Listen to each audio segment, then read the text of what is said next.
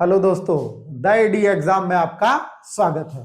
आइए दोस्तों, आज हम आपके लिए एसएससी जीडी का मॉक टेस्ट नंबर 8 लेकर आए हैं। अगर आप एसएससी जीडी का एग्जाम देना चाहते हैं तो ये टेस्ट सीरीज जो मैथ का टेस्ट सीरीज चल रहा है इसे आप फॉलो जरूर कर लीजिए और डेली प्रैक्टिस सेट आप लगाते रहेंगे तो आपका स्कोर एसएससी जीडी के एग्जाम में पूरे 20 में से 20 क्वेश्चंस आपके सही होने वाले हैं इस प्रैक्टिस सेट सीरीज से। ठीक है, आइए दोस्तों देखते हैं क्वेश्चन नंबर फर्स्ट। तो पहला क्वेश्चन है आपका, एक राशि साधारण ब्याज की दर से 10 वर्षों में स्वयं की 3 गुनी हो जाती है तो प्रतिवर्ष ब्याज दर क्या है। एक राशि है जो 3 वर्षों में कितनी हो गई है, 10 वर्षों में कितनी हो गई है, 3 गुनी। आप बताइए, देखिए जैसे अगर आप एक किसी बैंक में 100 रुपए जमा कराएं, कितना जमा कराएं, 100, और यह 100 रुपए 10 वर्ष के बाद, कितने वर्ष के बाद, 10 वर्ष के बाद कितना हो जाता है, 3 गुना। अगर आप 100 जमा कराएंगे तो कितना हो जाएगा, 300। कितना हो जाएगा आपका, 300। आप बताइए, आपने पैसा 100 जमा कराया, 300 हो गया, तो आपको ब्याज के रूप में कितना रुपया मिला होगा, 200। ब्याज के रूप में कितना मिला होगा, 200। अब आप बताइए, अगर यह 10 वर्ष का ब्याज 200 है तो 1 वर्ष का ब्याज कितना होगा फिर आपका, 20 रुपए। 1 वर्ष का ब्याज कितना होगा, 20 रुपए। अगर आप 100 रुपए बैंक में जमा कराएं और 1 वर्ष में 20 रुपए ब्याज मिले, और 1 वर्ष पहला वर्ष है तो ब्याज साधारण ही ब्याज होगा, तो जो 1 वर्ष का ब्याज होता है वही आपकी क्या होती है, दर। इसका मतलब क्या हुआ, आपकी दर कितनी है, 20%। कितनी दर है, 20%। तो आपका आंसर कौन सा, पहला। अगला देखिए, अगला देखते हैं, रोहित मोहित और सुमित रोहित मोहित और सुमित एक कार्य को 8, 14 और 21 दिनों में पूरा कर सकते हैं। तीनों मिलकर उसी कार्य को करने में कितने दिन का समय लेंगे। रोहित मोहित और सुमित तीनों, जब समय तथा कार्य का सवाल है तो दिन का क्या लेना पड़ेगा, एलसीएम। देख लेते हैं, रोहित कितने दिनों में, 8 दिनों में, मोहित 14 दिनों में, और सुमित कितने दिनों में कर सकता है, 21 दिनों में। तीनों से करवाना है, एलसीएम ले लीजिए, 8, 14 और 21। एलसीएम कितना हो जाएगा, 168। 8 से भाग दीजिए, क्षमता निकाल लीजिए, तो 8 दूनी 16, 8 एकम 8। तो रोहित की क्षमता कितनी हो जाएगी, 21। मोहित की क्षमता निकालेंगे तो 14 एकम 14, 14 दूनी 28। तो इसकी क्षमता कितनी हो जाएगी, 12, 21 सत्ते 168। तो सुमित की क्षमता कितनी हो जाएगी, 7। तीनों से कार्य कराने तो तीनों से मिलकर करा लीजिए। 7, 2, 9 और 1 10।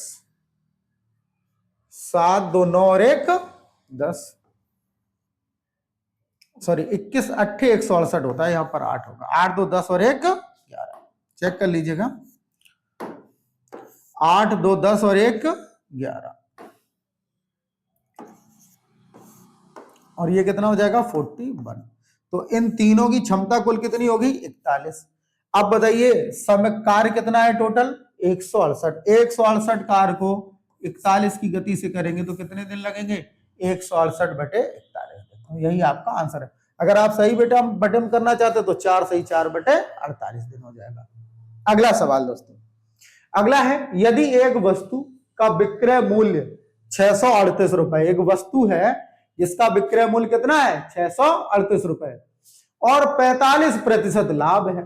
मतलब क्या हुआ, अगर आपने किसी वस्तु को 638 रुपए में बेचा तो उसे कितना प्रॉफिट हो गया, 45%। वास्तविक लाभ क्या है, वास्तविक लाभ आप समझो, अगर आप क्रय मूल्य 100 माने तो अब अगर आपको किसी वस्तु को जब आप बेचेंगे 45% के लाभ पर, तो 145 का बेचना पड़ेगा, और लाभ कितना होगा, 45।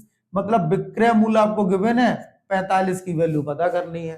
तो बताइए, 638, इसी में लाभ है 45%, तो ये 145 का मान होगा।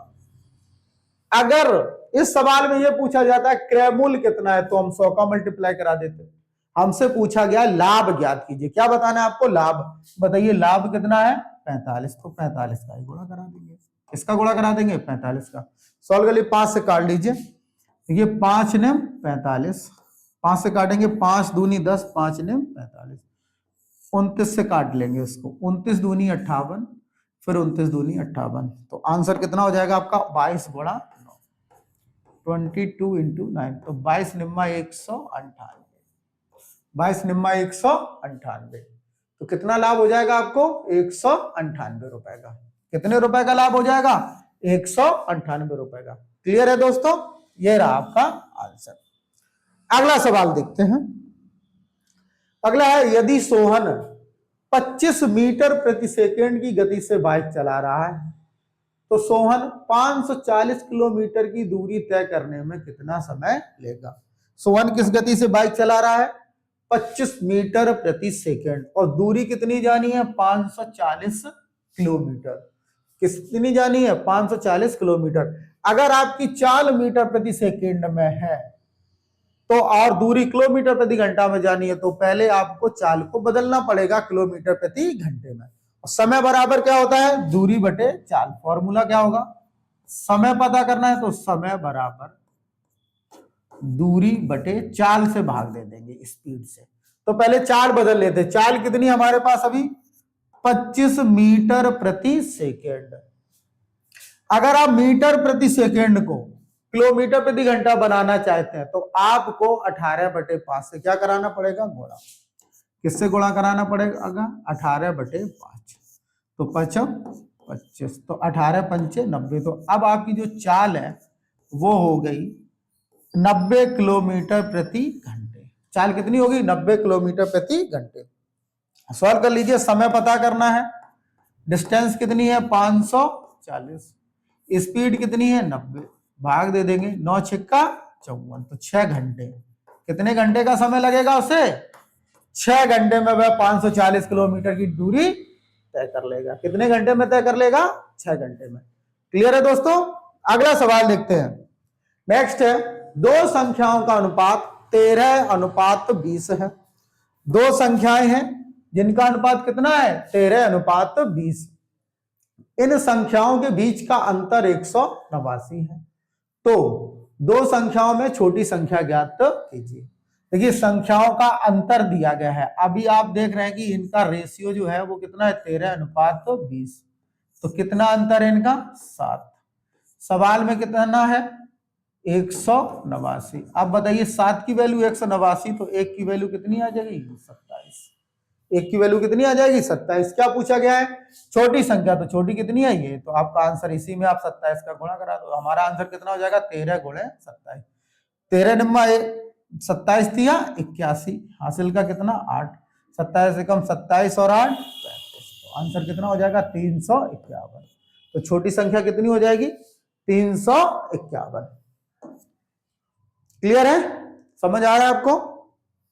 अगला देखते हैं। अगला है, एक वस्तु का अंकित मूल्य उसके क्रय मूल्य से 40% अधिक है। एक वस्तु का जो अंकित मूल्य है एमआरपी है वो सीपी से कितनी अधिक है 40% अधिक है।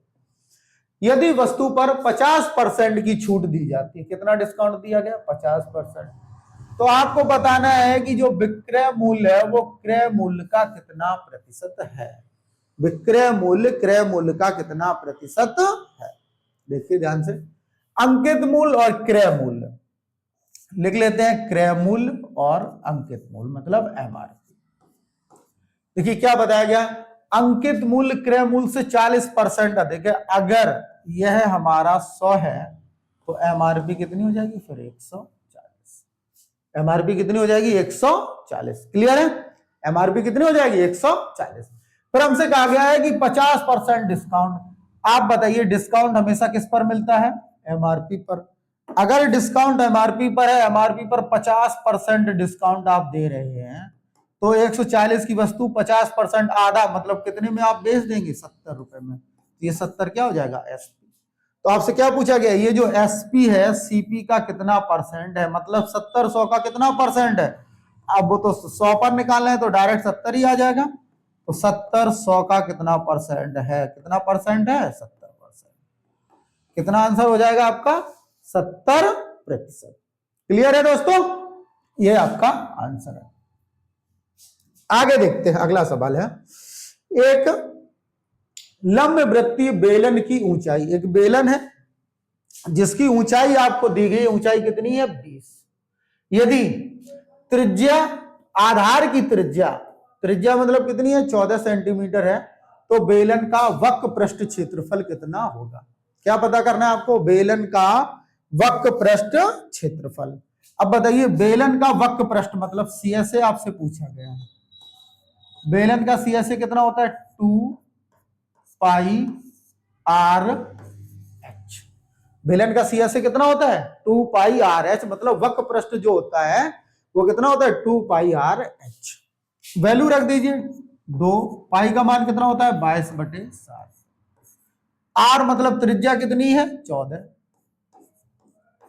ऊंचाई कितनी है 20, रख लीजिए आप, सॉल्व कर लीजिए। देखिए 7 दूनी 14, तो कितना हो जाएगा 22 दूनी 44, 44 दूनी 88, 88 गुणा 20, 88 गुणा 20 कितना होता है 176 और डबल 0, कितना हो जाएगा 1760 वर्ग सेंटीमीटर। कितना आंसर हो जाएगा वक्र पृष्ठ का 1760 वर्ग सेंटीमीटर। ठीक है, समझ आ रहा है? अगर आपको समझ आ रहा है तो अपने दोस्तों को जरूर शेयर कर दीजिए, क्योंकि उनके भी नंबर एसएससी जीडी के एग्जाम में अच्छे आने चाहिए। सभी के पास आप सेशन को शेयर करते रहिए। तो ये अगला सवाल देखते हैं, क्या है अगला सवाल, पढ़िएगा। लिखा है प्रमोद ने 154 कुर्सियां बेची और उसे 54 कुर्सियों के विक्रय मूल्य के बराबर क्या हुआ लाभ।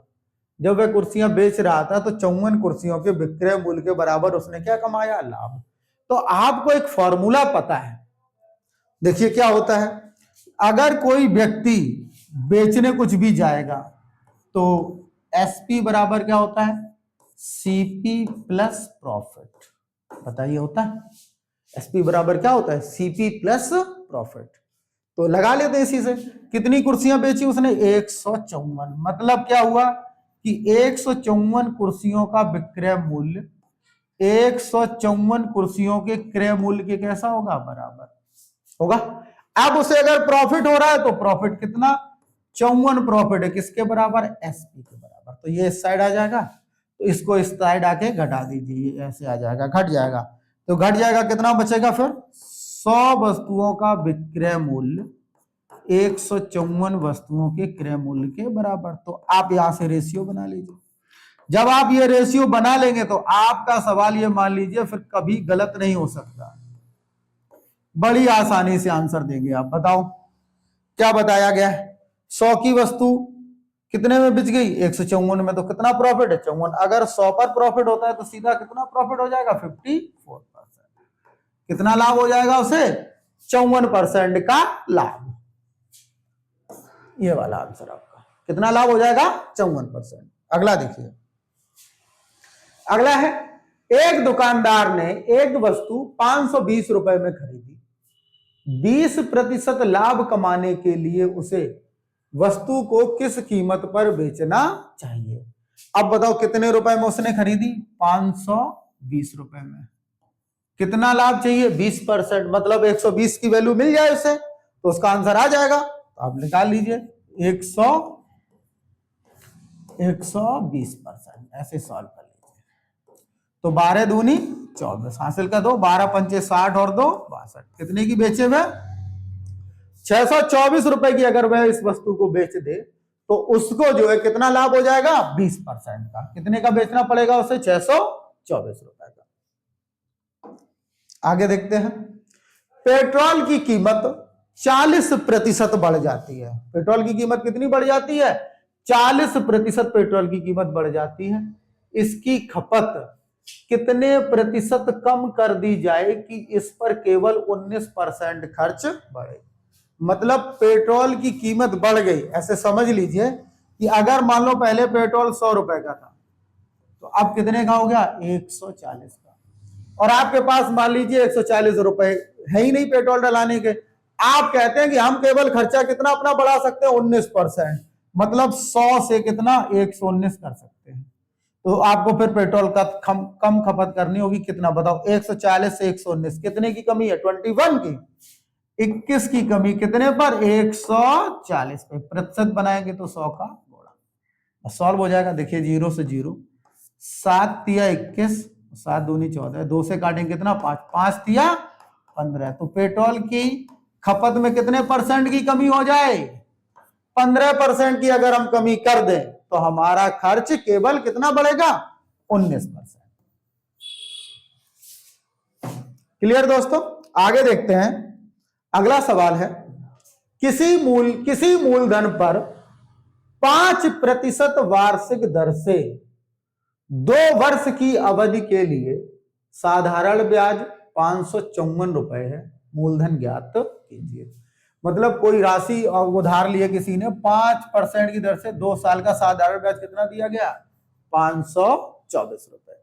ध्यान दीजिए, जैसे क्या होता है कि साधारण ब्याज के सवाल में जब भी आप मूलधन 100 मानेंगे, जब भी क्या मानेंगे? मूलधन 100। साधारण ब्याज के सवाल में क्या होता है? अगर आपने मूलधन 100 माना है तो ब्याज जो होता है वो हमेशा दर और समय का क्या होता है? गुणनफल। ब्याज क्या होता है? दर और समय का गुणनफल। तो साधारण ब्याज हमेशा कितना होगा? दर गुणा समय। अब ब्याज हम चाहे तो डायरेक्ट, ब्याज दर कितनी है? 5, समय कितना है? 2, 5 दूनी 10। इसका मतलब ब्याज हमें कितना मिल पाएगा? 10। ब्याज कितना मिल पाएगा? 10। तो बताओ 10 की वैल्यू हमें गिवन है, 10 की वैल्यू सवाल में कितनी है? 524। हमें वैल्यू किसकी निकालनी है? 100 की। अब बताओ 10 की वैल्यू 524 है तो 100 की वैल्यू कितनी हो जाएगी? 5240। इसका मतलब मूलधन भी कितना होगा फिर? 5240। कितना होगा? 5240। क्लियर है? या फिर आप ऐसे भी सोच सकते थे, देखिए साधारण ब्याज जो होता है वो हर साल कैसा मिलता है? बराबर। साधारण ब्याज हर साल बराबर होता है। अब बताइए, पहले साल 5% तो दूसरे साल भी 5%, पहले साल 5, दूसरे साल भी 5, तो टोटल ब्याज कितना मिल गया? 10%। अब बताओ 10% की वैल्यू ये हमारे पास है 524। हमसे क्या पूछा गया है? मूलधन। तो जो मूलधन होगा वो कितना होगा? 100% होगा। अब बताओ अगर 10% 524 है तो 100% कितना हो जाएगा? 5240। ऐसे भी आप डायरेक्ट कर सकते थे। 100% कितना हो जाएगा? 5240। क्लियर है दोस्तों? देखते हैं अगला सवाल। अगला है, यदि रवि की आय राम की आय से 24% अधिक है, मतलब रवि की जो इनकम है वो कैसी है? राम की आय से 24% अधिक है। तो राम की आय रवि की आय से कितने परसेंट कम है? तो 2 व्यक्ति हैं हमारे पास, एक राम और एक रवि। 2 लोग हैं, एक राम है, दूसरा कौन है? रवि। देख लेते हैं थोड़ा क्या कहा गया है। राम, रवि की आय ज्यादा है किससे? राम से। तो अगर राम 100 रुपए कमा रहा होगा तो रवि कितना कमा रहा होगा? 124। राम अगर 100 रुपए कमा रहा होगा तो रवि कितना कमा रहा होगा? 124। क्या कहा गया? तो राम की जो आय रवि से कितनी कम है? आप बताइए कितनी कम हमें दिख रही? 24। किससे? 124 से, मतलब रवि से। परसेंट बनाने के लिए 100 का गुणा, 100 रुपए लीजिए, आपका आंसर आ जाएगा। तो 4 से काट ले, 4 6 24, 4 3 12, 4 1 4, तो कितना हो जाएगा? 600/31%। आप चाहें तो सॉल्व कर ले, नहीं तो यही आपका आंसर हो जाएगा, 600/31%। यही ऑप्शन है, लास्ट वाला आपका आंसर हो जाएगा, 600/31%। नेक्स्ट अगला देखते हैं। अगला है, एक समचतुर्भुज के विकर्ण 4 मीटर और 6 मीटर है, इसका क्षेत्रफल ज्ञात कीजिए। समचतुर्भुज का क्षेत्रफल, बहुत सवाल पूछा जाता है समचतुर्भुज का क्षेत्रफल। आप बता दीजिए समचतुर्भुज का क्षेत्रफल कितना होता है? समचतुर्भुज का क्षेत्रफल, समचतुर्भुज का क्षेत्रफल होता है 1/2 दोनों विकर्णों का गुणनफल। पढ़ा होगा आपने, क्या होता है? 1/2 d1 d2। समचतुर्भुज का क्षेत्रफल कितना होता है? 1/2 d1 d2। आप निकाल लीजिए क्षेत्रफल कितना हो जाएगा फिर? 1/2 d1, पहला विकर्ण कितना है? 4, दूसरा विकर्ण कितना है? 6, तो कितना हो जाएगा? 6 चौको 24/2, मतलब 12 वर्ग मीटर। कितना हो जाएगा? 12 वर्ग मीटर। कितना आंसर हो जाएगा? 12 वर्ग मीटर। यह समचतुर्भुज का क्या होता है? क्षेत्रफल का फॉर्मूला। अगला है, यदि 18 और 98 का माध्यानुपात 2a+6 है तो a का मान ज्ञात कीजिए। बताइए मध्यानुपाती क्या होता है? Root AB। तो मध्यानुपाती कितना दिया गया है? रूट AB की जगह आपको गिवन है कितना? 2a+6। तो a और b ये हो जाएंगे, तो मध्यानुपाती निकालने के लिए क्या हो जाएगा? अंडर रूट 18 गुणे 98 बराबर कितना दिया गया हमें? 2a+6। जो गिवन है वो बराबर कर दिया। अब इसे थोड़ा ब्रेक कर लीजिए।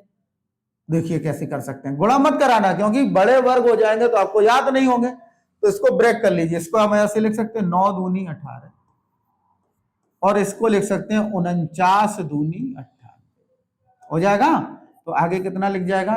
2a+6। अब बताइए 9 का कितना बार आ जाएगा? 3। 2 और 2 2 बार है, तो इसका कितना? 1 2 बार आ जाएगा। और 7 का कितना बार है? 9 7 49 का कितना बार आ जाएगा? 7 बराबर में कितना हो जाएगा? 2a+6। कितना हो जाएगा? 7 दूनी 14 तिया 42। तो 42 बराबर हो जाएगा 2a+6। 6 घटा देंगे तो कितना बचेगा? 36 बराबर 2a हो जाएगा। तो a बराबर कितना हो जाएगा? 18। तो a की वैल्यू कितनी हो जाएगी हमारे पास? 18। आंसर आ जाएगा आपका। तो जो मध्यानुपाती होता है वो क्या होता है? Root AB। अगर आपको फॉर्मूला याद है मध्यानुपाती का तो आप बहुत ही जल्दी सवाल लगा लेंगे। आगे देखते हैं। एक समूह में 35 छात्रों की औसत आयु 35 वर्ष है। एक समूह है जिसमें कितने छात्र हैं? 35 और इनकी औसत आयु कितनी है? 15 वर्ष।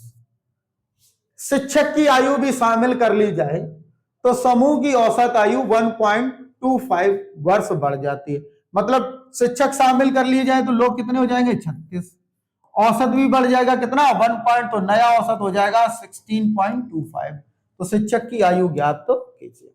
देखिए मैं एक कॉन्सेप्ट आपको बताता हूं कि ऐसे केस में क्या होता है। जैसे टीचर को अगर आपने शामिल किया है तो जो व्यक्ति बड़ा है या जो व्यक्ति चला जाए, अगर उसका एवरेज की आयु हो तो उसके औसत में कोई परिवर्तन नहीं होता है। देखिए कैसे? अगर शिक्षक 15 वर्ष के ही होते, समझो, तो इनके औसत में कोई परिवर्तन नहीं होता।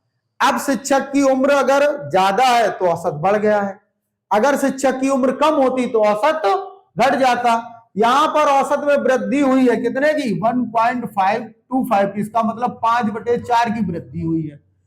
तो आप बताओ इसका मतलब है कि शिक्षक की जो उम्र होगी वो 15 वर्ष से कैसी होगी? ज्यादा। कितनी ज्यादा ये हम डिसाइड करते हैं। अब जैसे शिक्षक बढ़ेंगे तो टोटल समूह में कितने लोग हो जाएंगे? 36। अब 36 लोगों की कितनी उम्र बढ़ाई इन्होंने? 5/4। तो 4 निमा 36 9 पंचे 45। तो शिक्षक अपने साथ 45 साल एक्स्ट्रा उम्र लेके आए एवरेज से, इसीलिए सबको 1.25 दे पाए। तो टोटल उम्र कितनी हो जाएगी? 60 वर्ष।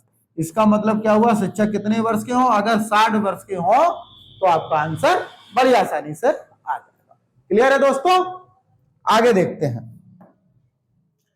340 मीटर और 360 मीटर लंबी दो ट्रेन है, क्रमशः 80 किलोमीटर प्रति घंटा और 90 किलोमीटर प्रति घंटा की गति से एक ही दिशा में चल रही है। पीछे से आ रही तेज ट्रेन को दूसरी ट्रेन को पूरी तरह पार करने में कितना समय लगेगा? समय कैसा बताना है आपको? मिनट में। देखिए अब जब दो ट्रेनें हैं और दो ट्रेनें जब पार करेंगी एक दूसरे को तो दोनों ट्रेनों की लंबाइयां आपस में जुड़ जाती है। देख लीजिएगा जरा कि जब दो ट्रेनें एक ही दिशा में जाएं और एक ट्रेन की चाल S1 हो दूसरे ट्रेन की चाल S2 हो तो दोनों ट्रेनों की चालें आपस में घटती हैं। अगर एक ट्रेन की लंबाई L1 है दूसरे ट्रेन की लंबाई L2 है तो दोनों ट्रेनों की लंबाइयां आपस में क्या होती हैं? जुड़ जाती हैं। मतलब जब दो ट्रेनें एक ही दिशा में जाएंगी तो चालें घट जाएंगी और लंबाइयां जुड़ जाएंगी। दूसरी कंडीशन क्या होती है कि दो ट्रेनें एक दूसरे के कैसी जा सकती हैं? विपरीत। ऐसे ये इस तरफ आ रही है, ये इस तरफ। अब मान लो इसकी चाल S1 है और इसकी अगर S2 है तो दोनों की चालें आपस में कैसी हो जाएंगी? जुड़ जाएंगी। जब ये दोनों ट्रेनें विपरीत दिशाओं में चलेंगी तो दोनों की चालें आपस में क्या हो जाएंगी, जुड़ जाएंगी। क्लियर है?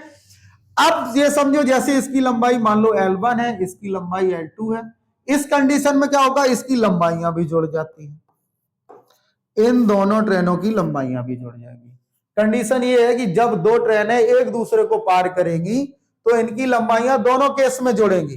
बस क्या है कि अगर ये एक ही दिशा में जाएंगी तो इनकी चालें घट जाएंगी और विपरीत दिशा में जाएंगी तो चालें जुड़ जाएंगी। आइए सवाल देखते हैं। सवाल में क्या लिखा हुआ है, दो ट्रेन है, एक ट्रेन की लंबाई 340 मीटर है और दूसरी ट्रेन की लंबाई कितनी है, 360 मीटर। अब बताओ दो ट्रेनों की लंबाइयां इतनी है तो दोनों की लंबाई आपस में क्या हो जाएंगी, जुड़ जाएंगी, तो हम इन्हें जोड़ देंगे।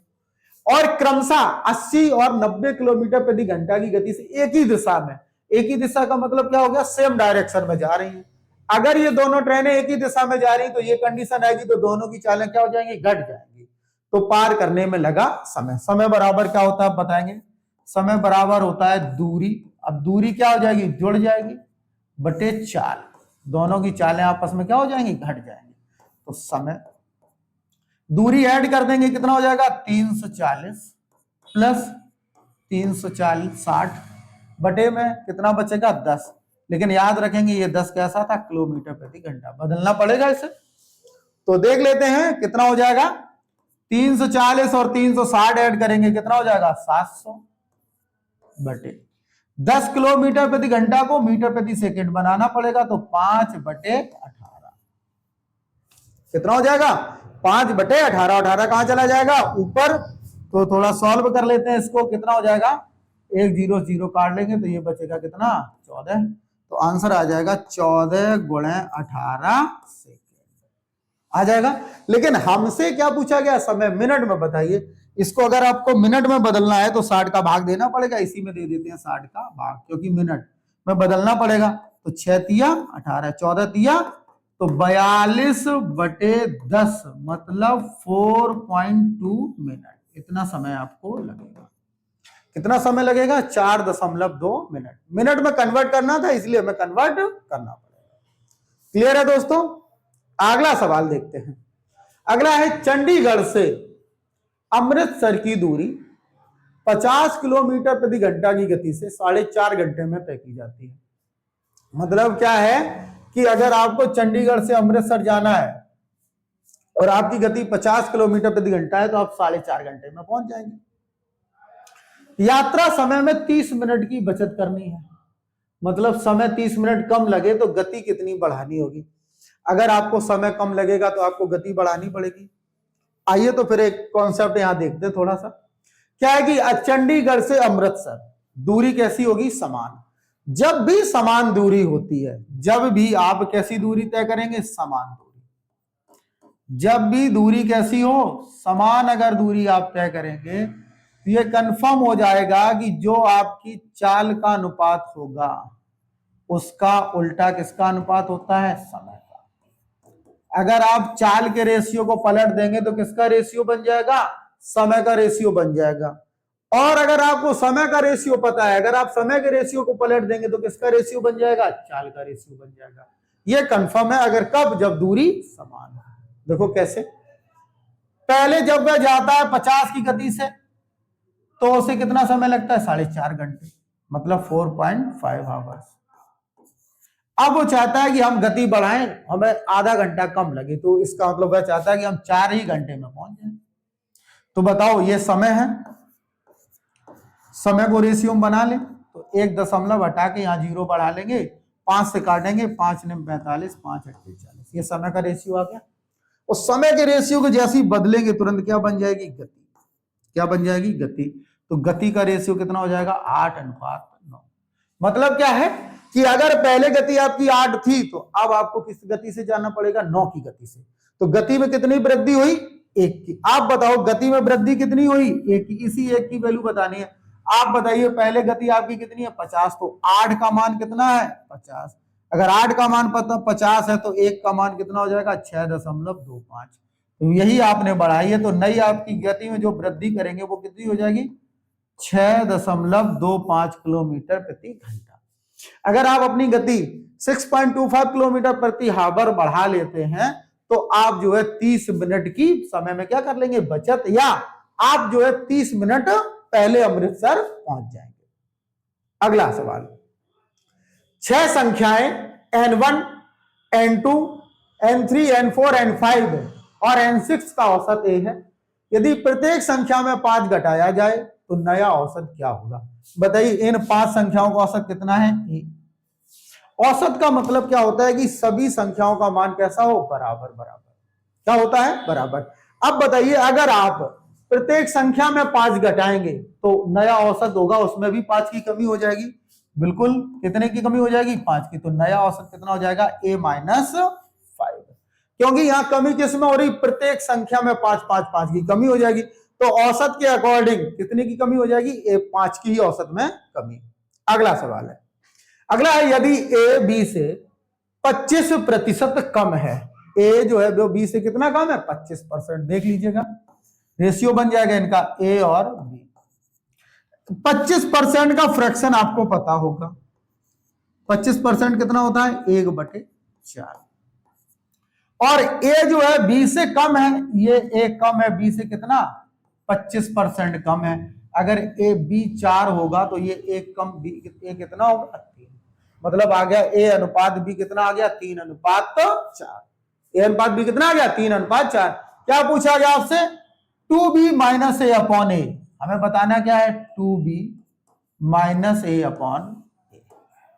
ये वैल्यू हमें पता करनी है, तो मान रख दीजिए इसका। 2b का मान कितना है? 4। 4 दूनी 8 माइनस 3/3। तो 8 में से 3 जाएगा, कितना बचेगा? 5/3। ये आपका आंसर हो जाएगा 5/3।